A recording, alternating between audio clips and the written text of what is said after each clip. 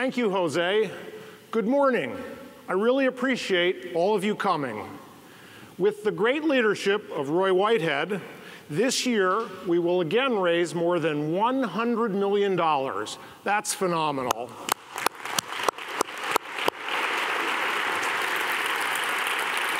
Roy, the CEO of Washington Federal, volunteered as our campaign chair.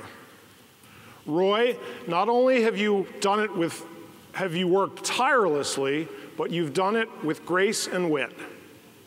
Of course, it's not the dollars alone that matter, but the ideals that they represent. To always be there for those who need help, to stand up for the most vulnerable, to create more opportunity. This morning, I want to tell you about some of the investments that you've made and the return that you're getting on those investments. Throughout the last year, Roy has had a strong passion about hunger and everyone having enough healthy food on the table. Demand at food banks is still much higher than it was before the downturn. But thanks to you, there is food on the shelves. Over the last year in King County, well over 1 million meals have been provided through food banks and meal delivery programs. It's thanks to you. You've also had a big impact on the problem of homelessness. Indeed, along with many great partners, you're helping to end homelessness in this community. There are people who scoff at that. They look around and see a problem that's still with us. They're right.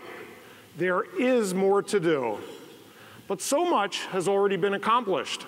Since we started in earnest in 2007, we've ended homelessness for literally thousands of people. Real people, real families, real faces. There's not a cookie-cutter approach to this work. People who become homeless are people. They're as diverse as all of us. Some have suffered abuse. Some have a mental illness. Some are haunted by going to war. Some are foster kids who never found a family. What they do have in common is the tragedy of losing their home, of losing their mooring in the world, and a caring community. This community reaches out. It starts with emergency shelter, giving people who are alone and in danger a place to be tonight. Last year, you supported nearly 19,000 nights of shelter. But of course, what we really want is to get people off the streets for good. And so we invest in long-term housing. It takes many forms. For homeless families, it's housing together with child care and services like domestic violence counseling.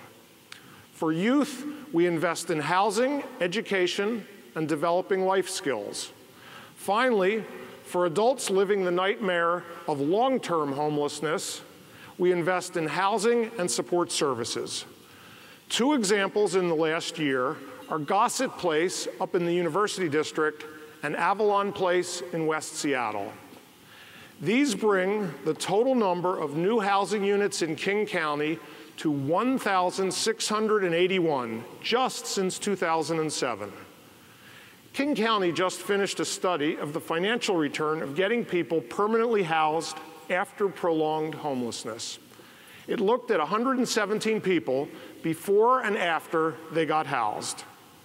Factoring in emergency room visits, hospitalizations, and jail time, the community savings in just one 6-month period were $601,000. Ending homelessness makes sense no matter how you look at it. Think about the savings if we got housing for everyone.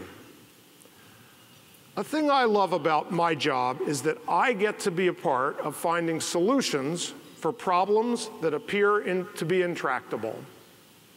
Think about the problem of how many kids from low-income families underperform in school. You've told us that you believe that every child deserves an equal chance to succeed. And that's why we were looking for a program that would do that and do it cost-effectively. 2 years ago, on this stage, we announced that United Way was taking on the expansion of the Parent-Child Home Program. This is a program that brings a special parenting coach to the homes of some of the most vulnerable families in our community. The result is profound. For kids like these, this is the first of many graduations, because we know that kids who complete the program are much more likely to stay in school and do well. By next year, 590 additional families will be enrolled. That's good news for all of us. Now let's talk about volunteerism. Our free tax preparation turns 10. Its goal is helping families get all the refunds and credits that they're eligible for. Across the 10 years of this campaign, 3,000 volunteers have stepped up, and their work has returned $124 million to our community.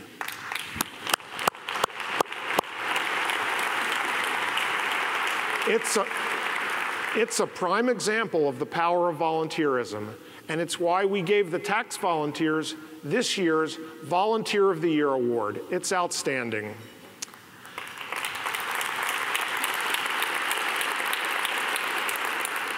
Another volunteer-driven program that's celebrating a birthday is Project LEAD. It's turning 20.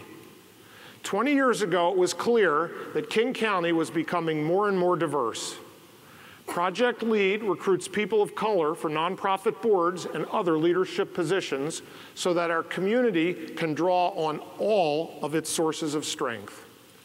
With this year's class, 890 people have participated. Today you find them in influential roles all over. You know, everywhere you turn at United Way, there's a volunteer pitching in. The scope of it is incredible. I think of Dan Bretler, the CEO of Car Toys. He came to United Way because he flat out thought that homelessness was unacceptable, and he wanted to do something.